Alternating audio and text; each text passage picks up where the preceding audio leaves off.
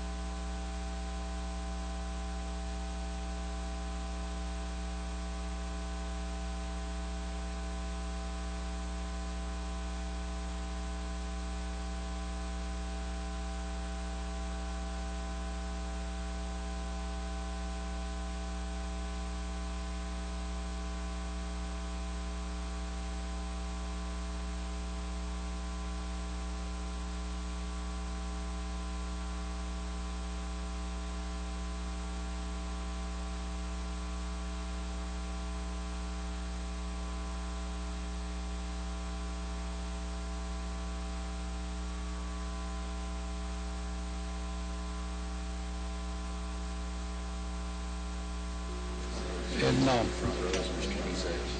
one on the end with the blue shirt and the striped tie. No. Or yes. So we'll just give him a minute to get situated.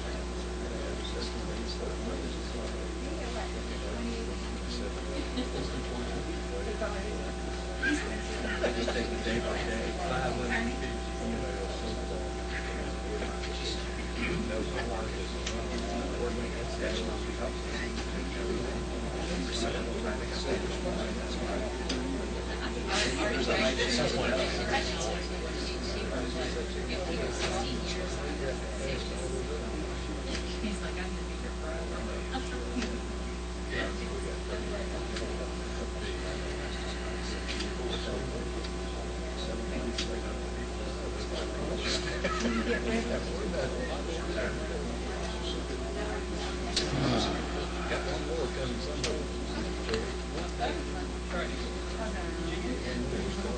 I mean, you can go that way, but you're walking in front of the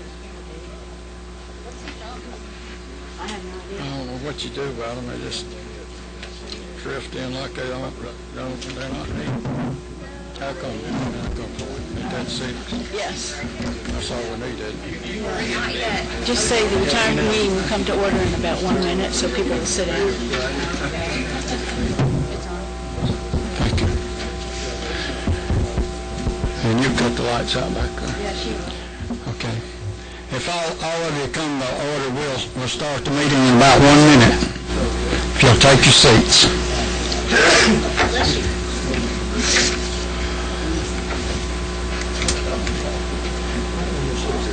And she's going to shut the down in a minute. 6.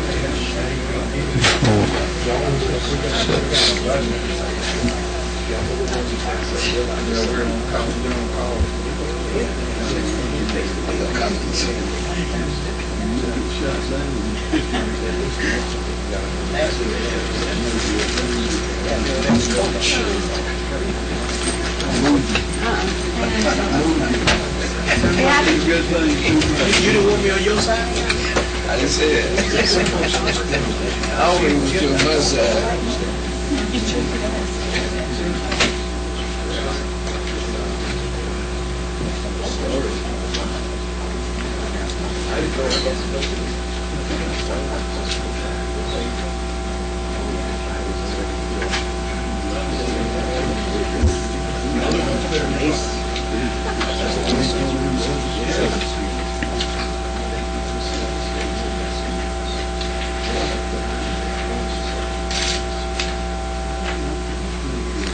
Representative Brooks, we're going to do your bill first. If that's all right. It's fine. John. All right, you call it to order. Yeah, we'll call it first. We'll call the meeting to order. First thing on the agenda is a prayer, if we'll bow our heads. Father, we look to you for your guidance and your help this day. May we do the will of your people. In the name of Jesus we pray. Amen. I want to welcome each one of the committee members. 6 is a quorum, and we have a quorum. I want to welcome the directors of the retirement systems that are here today. We appreciate you coming and helping us with this.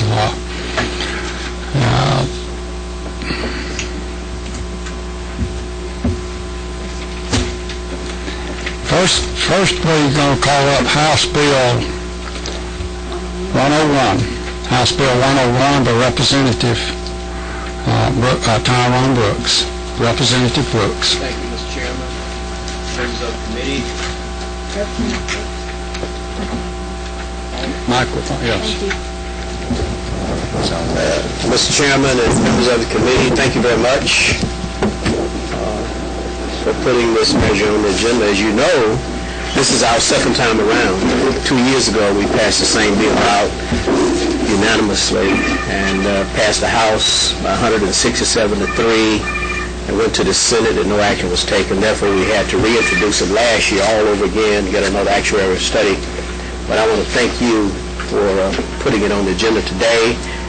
And certainly I want to thank my colleague, Representative Bill Cummings, for his many years of support on this measure, going back 6 years now. And we want to thank, Mr. Chairman, all of the organizations representing law enforcement from throughout the state who are here today. And we want to thank Mr. Bob Carter and the Peace Officers Benefit and Early Retirement Fund for their cooperation in helping us reach this compromise that will affect many of our law enforcement officers. It's a simple proposition, Mr. Chairman. House Bill 101, it really will allow those officers who are still working, who are still certified as law enforcement officers in the state, who are still employed by a law enforcement agency, to be able to buy back any unused service prior to 1976. And of course, the compromise we reached with the Peace Officers Benefit and Early Retirement Fund is for these officers to pay the $10 for each month of services they seek, and the state of Georgia will pay the other 10, so that there will not be any unfunded liability. It's a simple proposition. They will have a window open up until from January 1st, 1976 is the cutoff date for them to buy back, but the cutoff date for them to purchase their service will be December 31st of 06, and the window will close. So we hope that this act will become effective on July 1 of 06, and from July 1 of 06, of course, December 31st of 06, they will have that time to purchase that service that they would have accrued prior to 1976. That's the simple proposition. I'll be happy to take any questions, Mr. Chairman, if there are any. Thank you, Mr. Coleman. The committee members have any questions from Representative Coleman? If there's no questions, do I have a motion to pass by substitute? We got a motion and a second. Any other discussion? If there's no other discussion, we're all in favor of this bill signify by raising the right hand. All opposed, and there are none. It's unanimous. Thank you, Mr. Chairman.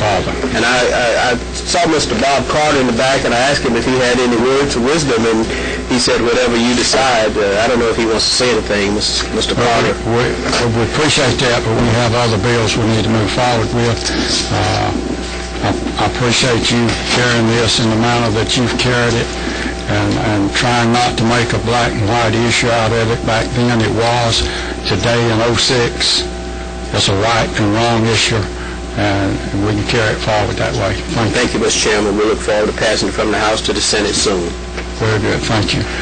The next bill on the agenda is Representative Coleman, House Bill 400. And I think you can sit right where you're at. Just use the microphone there. We got some more bills. Mr. Chairman, House Bill 400 is a very simple bill, and we have a substitute here we're presenting today, and I'll ask our legislative counsel to help me out if I reach an impasse. But what this bill is basically doing, we have in our teacher retirement systems teachers who have retired as early as in the 70s, and when they retired, of course, our base salary was very low, and 6% of a $3,000 a year salary is not very much. And so what we're trying to do in this bill is equalize the base as much as we can for teachers who retired years ago, based on the ones that retired after 87 when the base was much higher. So what this bill basically does is, if you look at the substitute, I guess it's in their folder, is that right? If you look on page 1, this is substitute LC 218630S. LC 218630S. Substitute to House Bill 400. If you look down at the bottom under Section 1, lines actually 20, this tells you what we do. Teachers who retired prior to July 1st, 1974, there's very few of them. We have some, I think a couple of teacher rechecks, about 90-something, but we're proposing a 10% increase for them. July of 74 through 82, a 6% raise on their base. 82 to 87, a 2%, and anyone after 87, nothing, because they, as I said, they received the big raises that we got in the 80s and 90s that the teachers received. So I think this is a fair, the bill has been funded. It's just included in the budget already, so it's not a problem with the funding. You asked me last time to do a substitute, because what the bill had in the original form was independent systems like Atlanta, Gwinnett, and there were a couple of others, Beaufort City, I can't remember where they were.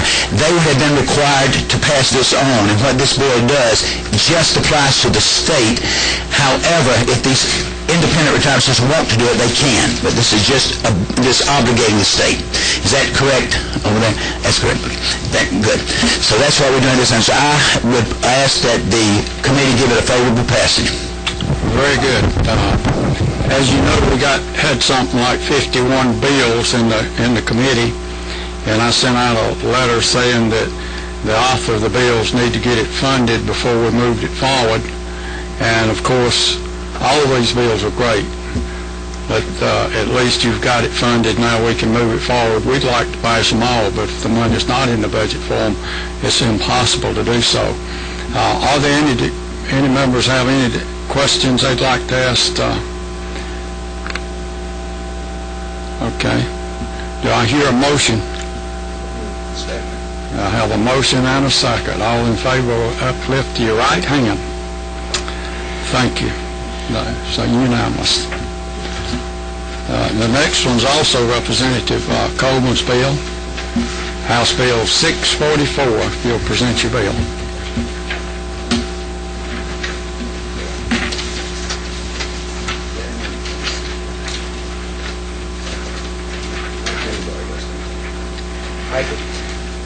This bill again is very simple. What we have, back years ago, the legislature hired part-time secretarial help, and they became more than part-time help. And being part-time help, you weren't allowed to be in the retirement system, and so they would work for a year, and some 1, 2, 3, 4 years, and they weren't able to participate in the retirement system. So what happened, we have 12 secretaries here still in the capital area. Matter of fact, Speaker, one of the secretaries in the Speaker's office, his secretary, that works, I think she had 2 years, and several of us, I think the most is 5 years. And what they're asking is if they could buy, no cost, they want to buy those years in as in the retirement system. There's a $6,000 administrative cost to this, and Speaker agrees. I've talked with the speaker, I've talked with others, and they agreed to cover the $6,000 to do it. And they will be, but the majority of the cost is going to be paid by the recipients of the years. Now, am I correct on? Wait a minute. Yeah, I'm right there, right? And there's 12 secretaries, if I'm not mistaken. Is that about right? There's very few. Yes, sir. Very few involved. So, Mr. Chairman, I recommend you pass this one. Okay. Are there any? We've been at this for a long time, haven't we? Okay. Are there any questions to Representative Coleman? I need a motion. Is there a motion? Motion. And a second. Second. All in favor? I'll uplift your hand. And it's unanimous, and we appreciate that. Next bill is a bill that I'm carrying, and I'm going to ask Mr. Mike Neff, the Director of the ERA, if he will present House Bill 1020. Thank you, Mr. Chairman and members of our committee. House Bill 1020 is a non-fiscal bill. It's a housekeeping bill that ERS has brought to the committee. And it's really, we've got a couple of issues taking place. Initially, the first part of the bill, ERS administers several retirement systems, as you know, and the goal of the changes that we're making in this bill at this time are to bring the language for making pension application across all the retirement plans similar. So it's simply permitting consistent language from one system to the next regarding making application for retirement. Again, it has no budget impact. There's no opposition foreseen whatsoever. The second part of the bill relates to the GDCP plan that was instituted here in Georgia back in 1992. The Georgia Defined Contribution Plan was put in place back then for employees of the state that were primarily part-time people that were not eligible to join ERS because of their part-time status. So this plan has a high turnover of membership from year to year, and what employees of the GDCP do is they contribute 7.5% of their salary. It's deducted from their paychecks, and that goes into the plan and it's invested. When they leave the plan, they're allowed to take a refund of those contributions. Now, back in 1992, the law said that if someone had $3,500, they would have an opportunity to, or if they had less than $3,500 coming to them, ERS would have the responsibility to simply refund that amount of money to them with interest as they accrued over time. What this bill does is, again, since so many years have passed since 1992, the refunds have accumulated in many cases higher than $3,500, and we're seeing several people want to exercise the current right in the law, which is to receive a monthly, or not a monthly, but a periodic benefit paid over time. In a lot of those cases, those annual payments are under $100 a year. And so what the board would like to do is to be able to set that amount and actually go to our actuary and have the actuary make a determination about what the appropriate amount is, so that people would receive this money in a lump sum rather than under $100 per year over, in some cases, it's 20 years. Another bit of information is that the money has already been taxed, so financially it doesn't make sense for most people to take that over time since they've already paid tax on it. There's no tax advantage. So in essence, this helps people, we think, make a financial decision by allowing us to raise that limit and not making any question or giving it up to question. Are there any questions any member has for Director Neff? If there's no questions, do I have a motion? Have a motion and a second? No further discussion. All in favor, raise your right hand.